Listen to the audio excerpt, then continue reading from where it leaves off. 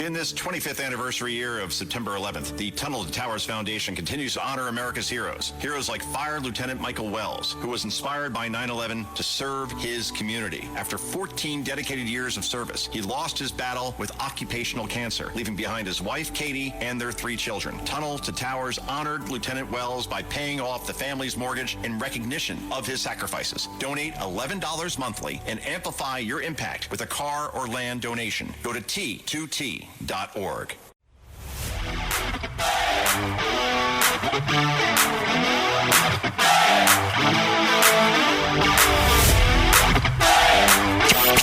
He's at war with woke. Joe Concha thinks liberals are a joke. Joe Concha. This is the Joe Concha Show, weekday edition, sponsored by the Tunnel to Towers Foundation. Here's Joe Concha.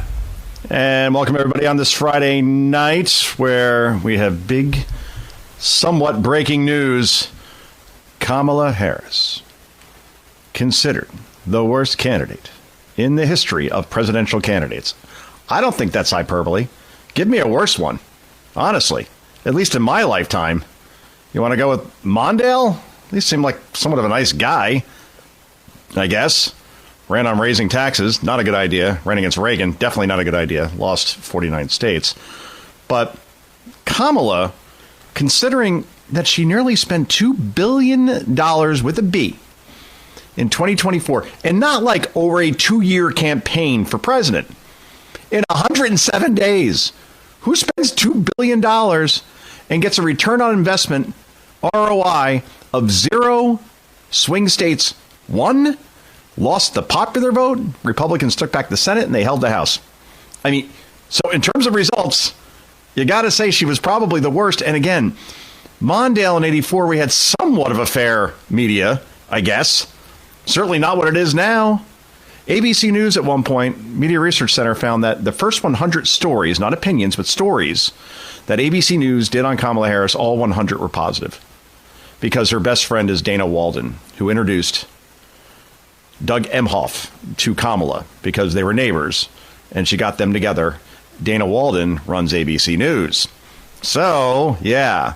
And with those kind of headwinds, and having almost every star on the planet perform for Kamala at her rallies, Beyonce, Bruce Springsteen, Eminem, they all got paid, of course. You would think, when you're a celebrity and you've been asked, hey, how do we stop Hitler? Trump. Well, I could do it, but it's going to cost you 7 figures. That's basically the way that went. But anyway, long story short, Kamala spends all this money, ended up in debt, actually, after the campaign, where they're literally asking for more donations after she lost. The reason why I'm talking about Kamala Harris now is because she was in New York today, and now she's saying that she might run for president. But even in this semi-announcement / tease, it's showing that somehow this person is regressing. She's somehow getting worse in public events. There is nothing likable about this person. I'm sorry. And there's just such a phoniness to her, and the cackle and all that, all these things come back into memory once again as far as what we saw during 2024, during those 107 days. But here she is with the, I guess, Democratic kingmaker, who is Al friggin' Sharpton of all people, in cut number 13, talking about how, she might run. Go. Your openness to talk to the American people. As I said in introducing you, you and I go back over a quarter century. Yes. And if there's anyone that has open communication, is you and I. Mm-hmm. So are you going to run again in 28? Cackle.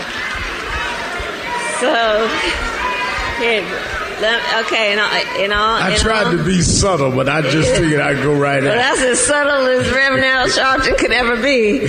Oh, she sounds sober. Love you for many things, but not being subtle. Cackle. Listen, yeah. I might. I'm thinking about it. Oh, and they cheer. That's great. What is that accent? Right? She's speaking, I guess, Sharptonese, as far as, well, let's call it for what it is, trying to sound more black, I guess. I don't know. And then it's never quite slur-free now, is it, when she speaks? I'm not saying anything. I'm just saying that if you closed your eyes and you asked somebody, does this person sound sober or drunk?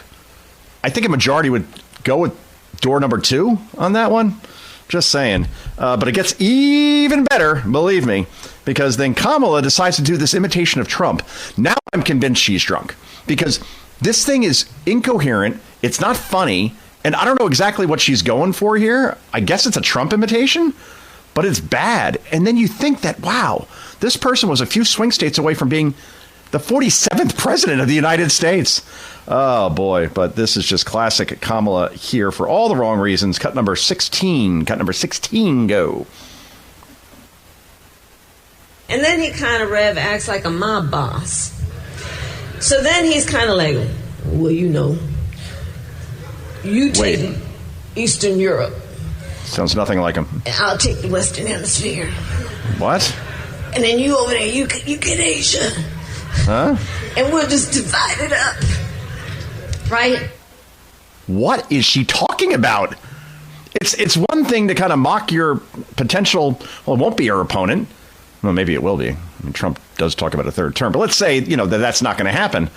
I don't even know what that was. And even the people in there who really, really want to cheer for her, who really, really want to laugh along, that was nervous laughter. Like, what am I listening to? And that is Kamala Harris, the human Chernobyl in these situations. And she's just getting worse. She's somehow getting worse. You would think that after all these events and all these speeches, all this time in the public spotlight, that she would get better. And it just ain't happening.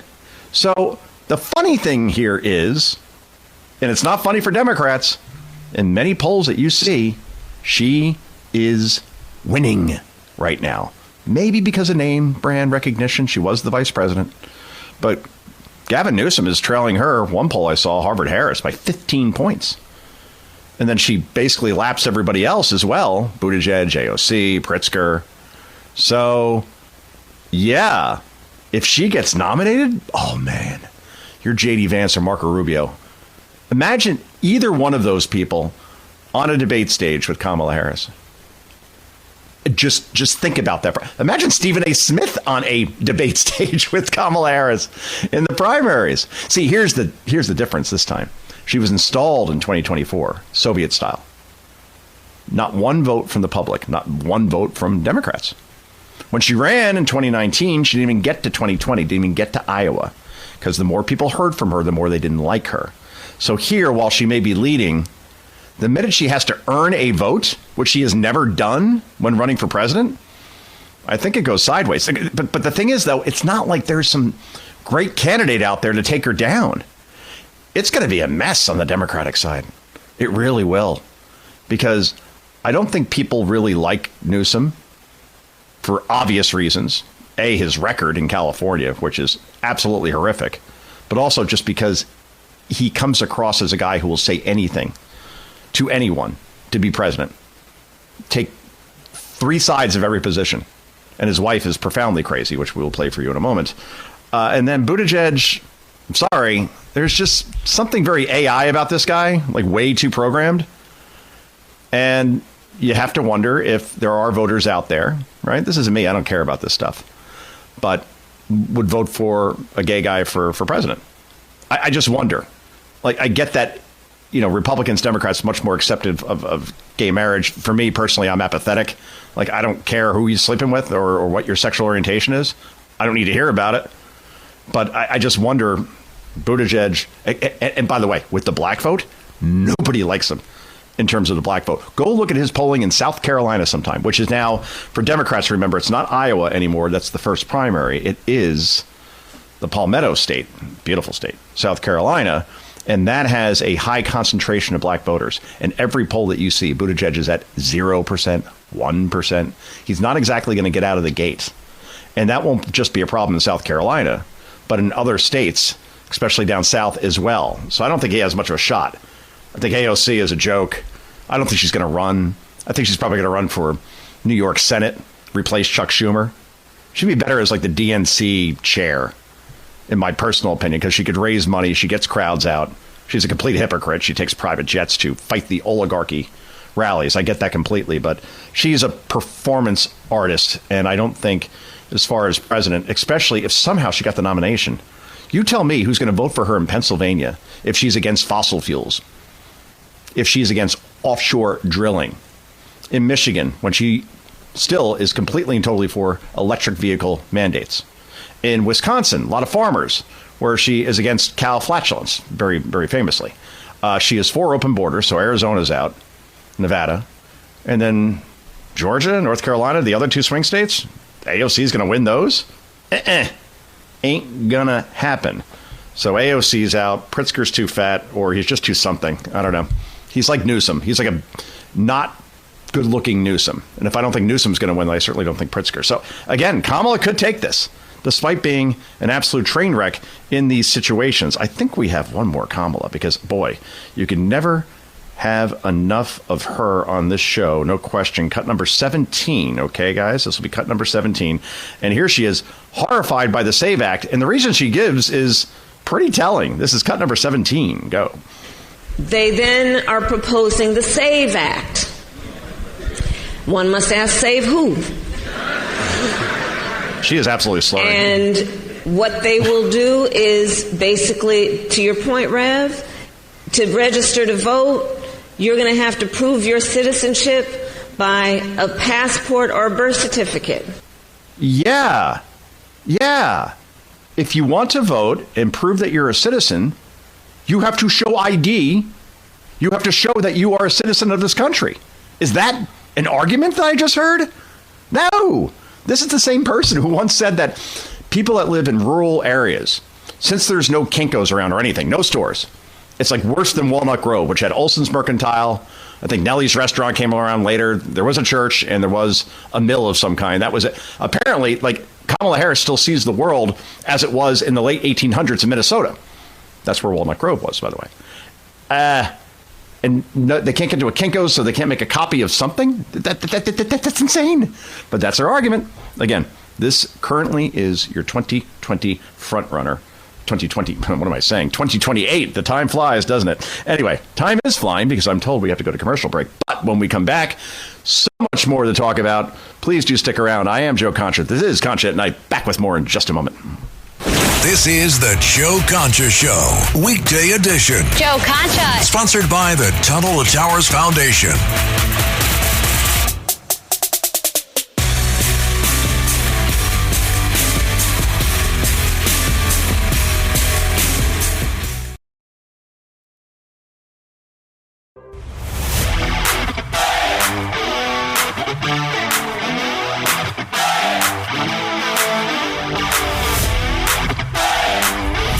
This is the Joe Concha Show, weekday edition, sponsored by the Tunnel to Towers Foundation. Here's Joe Concha. All right, people, it's on. And it's the match we've all been waiting for. That is probably the most anticipated match in terms of, well, I don't know. We could go back to Tyson Holyfield, go back to Ali Frazier. Well, now, Hunter Biden is challenging either Donald Trump Jr. or Eric Trump. I've met them both in very good shape. Eric particularly would have a reach advantage over Hunter, but let's not get into the pugilism side of this.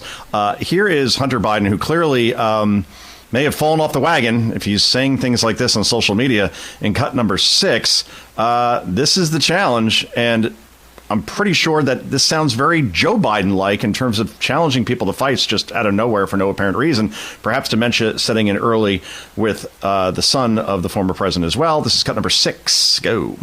I think he's trying to organize a cage match, me versus Eric and Don Jr. Oh, and? I told him I'd do it, 100% in, if he can pull it off. And if he can't, I'm still coming. So I guess he wants to take on both Don Jr. and Eric Trump at the same time. Not the first time that Hunter would be in a 2-on-1 threesome kind of situation, but I'm pretty sure this is different. I mean, imagine you get to this point in life where, you know, you're a disgraced individual. You obviously played off the family name to profit yourself and probably your father.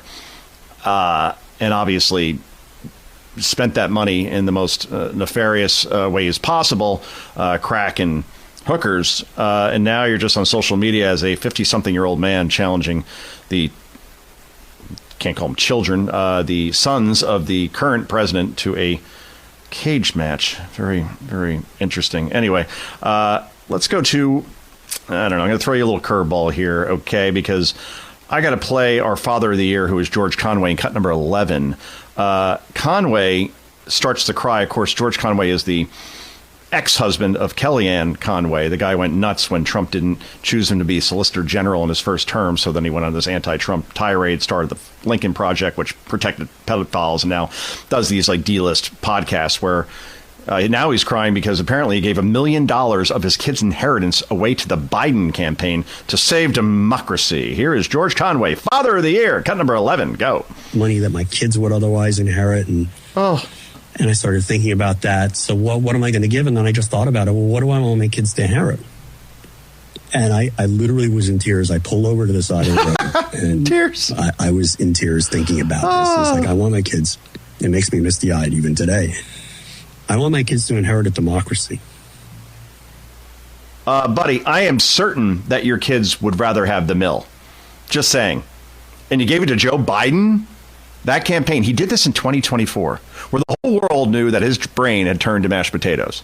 And this guy takes $1 million of his kid's inheritance? Why don't you take it from another part of your fortune? What do the kids have to suffer? Yeah, saving democracy means putting back in an 80-something-year-old guy who had no business being president in the first place, shouldn't even be a golf starter. And he takes $1 million of his own kids' money. Kellyanne, congratulations for getting rid of that absolute clown in George Conway. Anyway, this is Joe Concha, an actual Father of the Year. And I have a minute to kill here, so I will tell you that I am coaching both my sons' baseball and flag football teams this spring. And I'm missing both games tomorrow because I'm doing a speech here in Harrisburg, Pennsylvania. And I feel horrible about this. But you know what?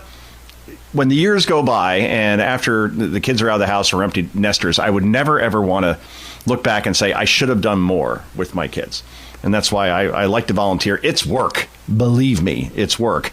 But again, I wish my son luck tomorrow in his baseball game at 9 a.m. and his football game at 1:30 against, ironically, the Jets. Now, if the Jets in flag football in 3rd and 4th grade are like the professional team, then I think we may have a very good shot. No question. All right, now we're going to go to break. This is Joe Concha. This is Concha at Night. Back with so much more in just a moment.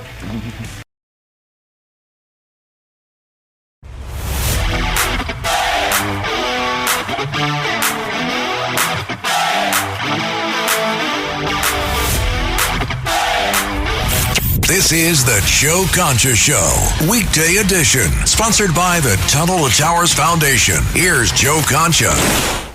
All right, cool stuff just happening not too long ago, probably about an hour or so, where Armistice, the spacecraft where, again, we have not gone to space, I feel like, in many, many years. I probably have to look it up, but for a while when we had the space shuttle, we were up there, it felt like every month.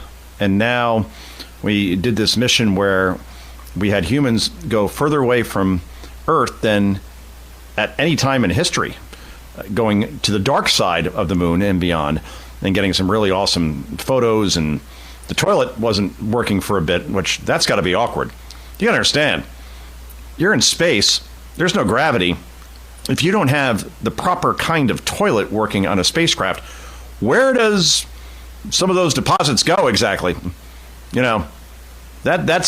That's got to be really disgusting now that you kind of think about it. But yeah, but they were able to fix it. So that was like seemingly the only problem that they had. And they finally did the splashdown thing. Remember, the space shuttle used to turn to a plane, which I thought was pretty cool when you're growing up, and land at Cape Canaveral or maybe Houston sometimes. But here, splashdown off of San Diego in the Pacific. And this is what it sounded like. Cut number 19, go. Security splashdown, sending post-landing command now. Splashdown confirmed. Copy splashdown. Waiting on VLDR. Splashdown confirmed at 7:07 p.m. Central Time, 5:07 p.m. Pacific Time. From the pages of Jules Verne to a modern-day mission to the moon, a new chapter of the exploration of our celestial neighbor is complete. Integrity's astronauts back on Earth. And the landing and support officer reports the vehicle is stable 1.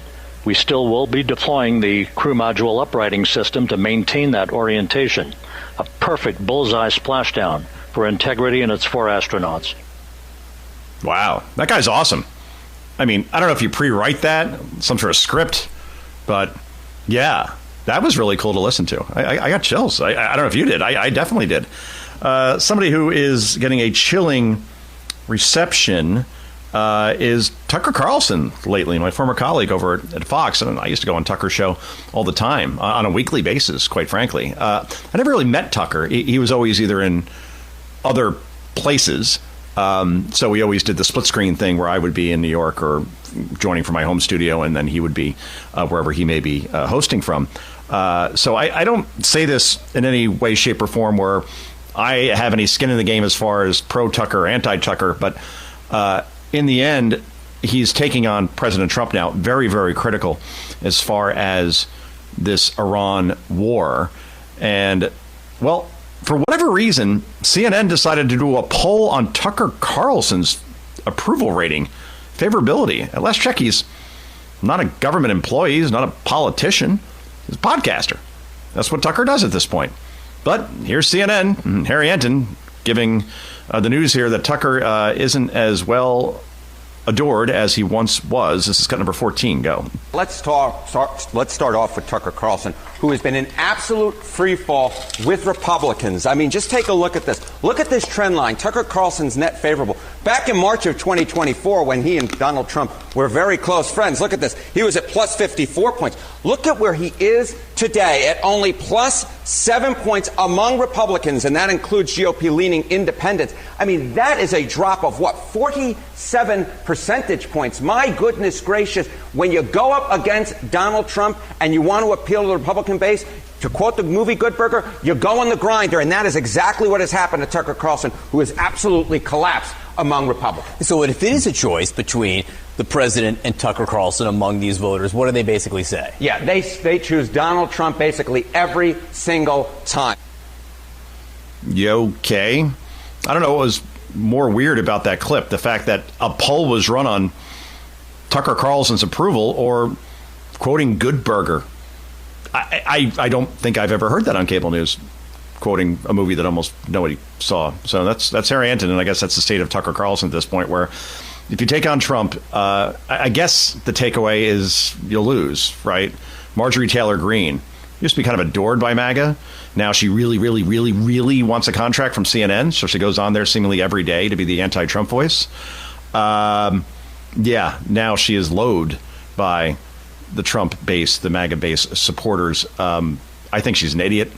I said that even before she decided to turn on Trump, because when you talk about how, there are Jewish space lasers being used to clear trees and brush so Gavin Newsom can build a train in California, when you believe that sort of thing, you're an idiot. When you think that the government can control weather patterns and hurricanes, you're an idiot. I said this back then, and I would get killed for it. I don't care. I don't like idiots representing us. I don't care you're a Republican or a Democrat. She is profoundly an idiot. And she wanted to run for a Senate seat in Georgia. And then Trump said, don't do it. You're going to lose. Of course you'll lose.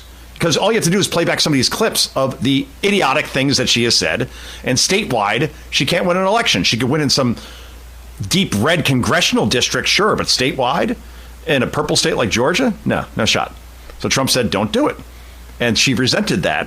And then she decided to turn on Trump and then said, oh, boy, I'm here to fight. So she quit Congress in January. And now she's on CNN and MS Now every day as a conservative who's turned on Trump.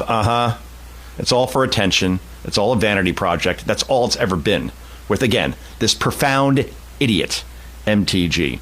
Another idiot out there is Alex Jones. Don't care if you're a fan. If you're not, I honestly, it's funny. Like, don't say things that may offend the audience. You know what offends me?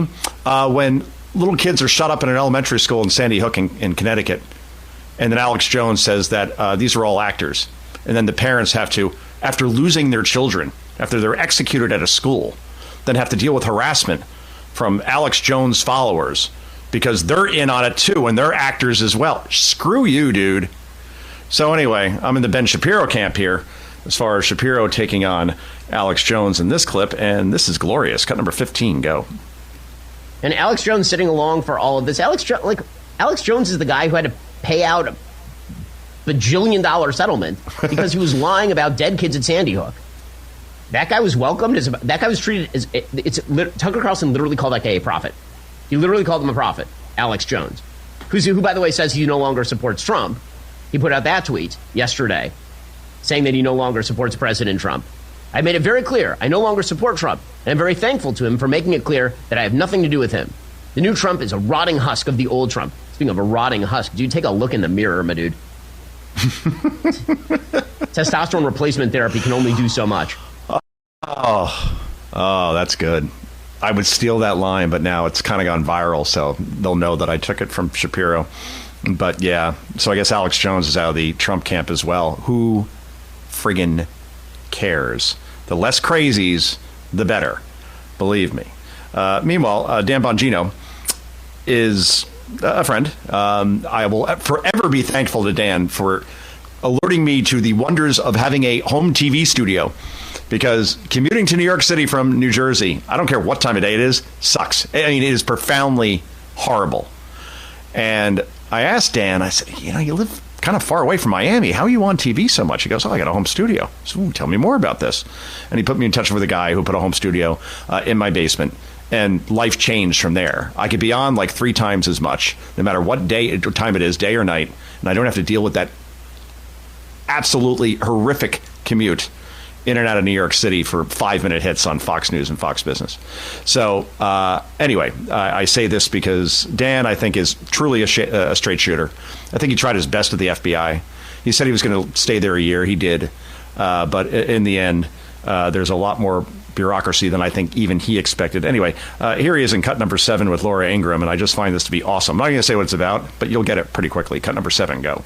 Well, listen, let me just be candid in front of the audience. I am not one to throw stones at dropping F-bombs. I've been known to do it on my show. I try not to. I'm not telling you it's the right thing to do, kids. Eat your spinach, don't drop F-bombs. However, it's not the Democrats' newfound love affair with foul language that bothers me. It doesn't. I grew up in Queens. I just grew up around that kind of language.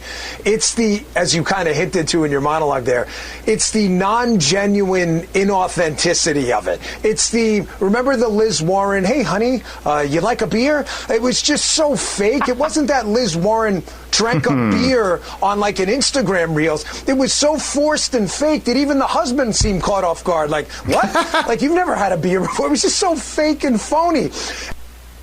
And that's the thing. More and more Democrats get on these Twitter videos or Instagram or whatever you want to call it, whatever platform you want to apply here, and just start dropping F-bombs because they want to sound authentic. They want to seem tough. They're fighting Trump. So they're trying to be like Trump. You're like, no, this just doesn't feel normal. Well, since Dan brought it up, that Liz Warren clip is so worth playing here in our flashback part of this particular show. And yeah, here's Liz. This is 2020. She announces that she's running for president and then decides that after doing that, she's going to go get me a beer. And then her husband walks into the kitchen and he goes, oh, wow, look, she says, my husband is here. Thank you for being here. Yeah, he's your husband. He lives in the friggin' house. Oh, but anyway, it's so worth playing again. This is cut number 8. Go. Hold on a sec. I'm going to get me a beer. A beer. Mm-hmm. Goes over to the fridge. All right, a little awkward there. Hey, Robert, my husband Bruce is now in here. My husband Bruce is now here. I'll pass on the beer for now. You sure? Okay. Yes. So, this is my sweetie. Hello. He's the best. And I'm crazy. Oh. Thank you for being here. Pleasure. I'm glad you're here. Enjoy your beer. We didn't add the music. That was also on there. The best is like, you want a beer? He's like, no, I think I'll pass for now. I think that, getting drunk with you is probably a very bad idea. Because, well, then again, sober has to be worse, right? But anyway, I love that. And obviously, she went nowhere in the 2020 election. Meanwhile, here in New York City, Zoran Mamdani, or as Al Sharpton called him this week, Zoran Mamdani.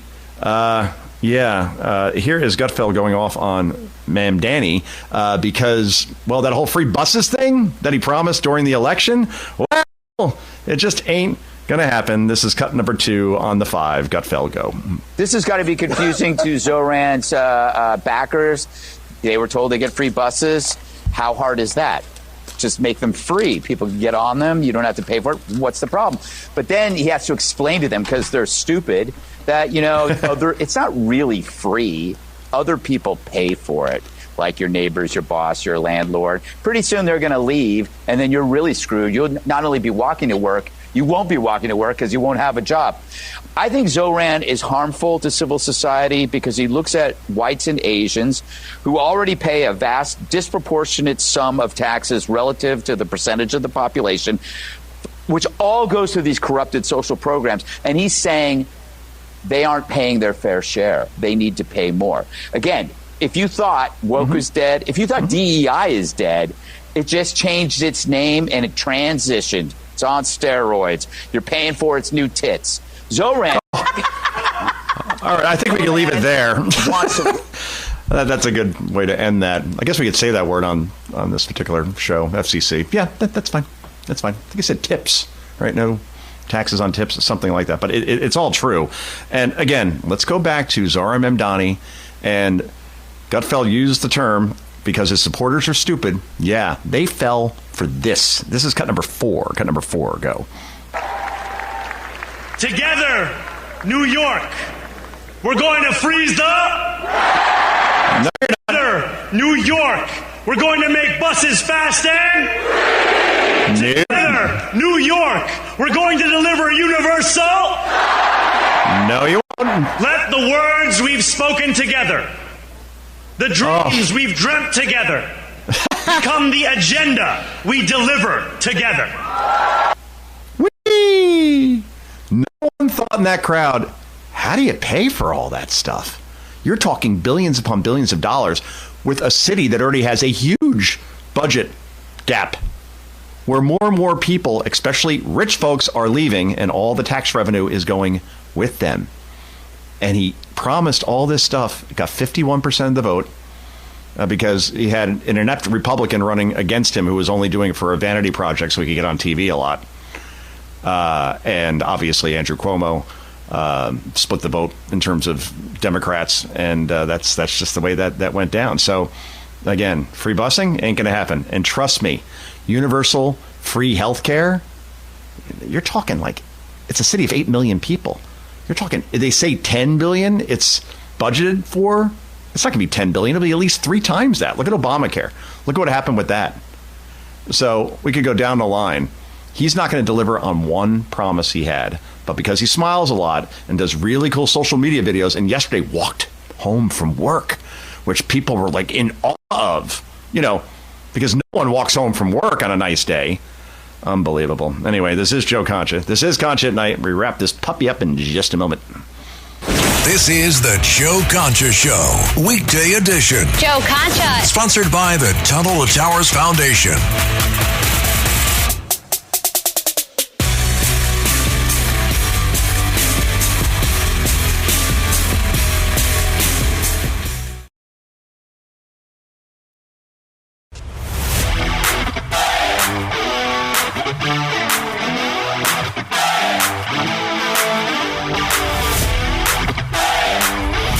This is the Joe Concha Show, weekday edition, sponsored by the Tunnel to Towers Foundation. Here's Joe Concha.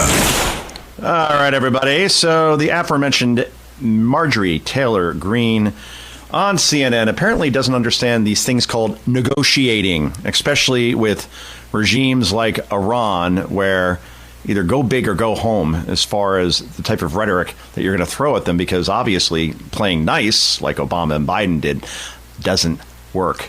Anyway, here is MTG begging for a contract from CNN, telling them exactly what they want to hear. Cut number 3, go.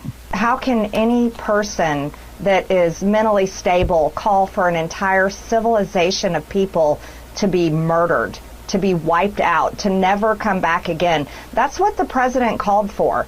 And that shows that there's serious instability in his thinking, that he would, not only would he even say that in a private room, perhaps with his advisors, but actually go to his megaphone, his Truth Social, and post that for the entire country and the entire world. It's funny how CNN has this now newfound respect for MTG, where they put her on almost every day. Funny, right? They used to mock her as the idiot that she is, like I talked about before. Again, what's Trump going to destroy her on with? The Jewish space lasers you think exist, MTG? Just curious. There's nothing really more to add to this one, except for the fact that Marjorie had no problem whatsoever when Trump said to Kim Jong-un in North Korea, when they were testing missiles over places like Guam and Japan, threatening the west coast of the United States, Trump said, if you keep doing this, you'll be met with a fire and fury the likes of which the world has never seen. Kind of the same thing he said about Iran as far as taking out their civilization. And MTG couldn't kiss his derriere enough. So please, with this outrage. Thank God she's gone. What a moron. Oh, boy. Anyway, let's go with, since we're a little low on time, Mrs. Newsom, Jen Newsom. Every night we're going to play a clip from her because they just keep coming. Here is the Jen Newsom is Crazy Friday edition clip. And, yep, it's just as horrifying as anyone would expect. Cut number 1, go. Media has played a huge role in devaluing the feminine and uplifting the masculine. And not always the better elements of either, because there's power and beauty in both. But technology is the new backlash to gender equity and gender justice. And it's on steroids, mostly because it's in the hands of those who wish to profit at all costs and return us to a time when women and girls had no power, no voice, and when men and boys were told that they could not express the emotional nor caring parts of themselves. Imagine listening to that for 4 years if Gavin Newsom somehow becomes president. Just throwing that out there. Anyway, let's play Mr. George Burns really quick with Johnny Carson on how he smoked, something like 15 to 20 cigars a day, and what happened when his doctor warned him that might not be a good idea. Cut number 5, go. What number of cigar is this for you today now? This is my 10th or 11th cigar. I smoke between 15 and 20 cigars a day. Yeah. And it's very exciting. Yeah. At 93, if I can get it into a holder. Well, it's the little things in life. Now, George, hasn't your doctor said to you, now, George, you got My doctor is dead.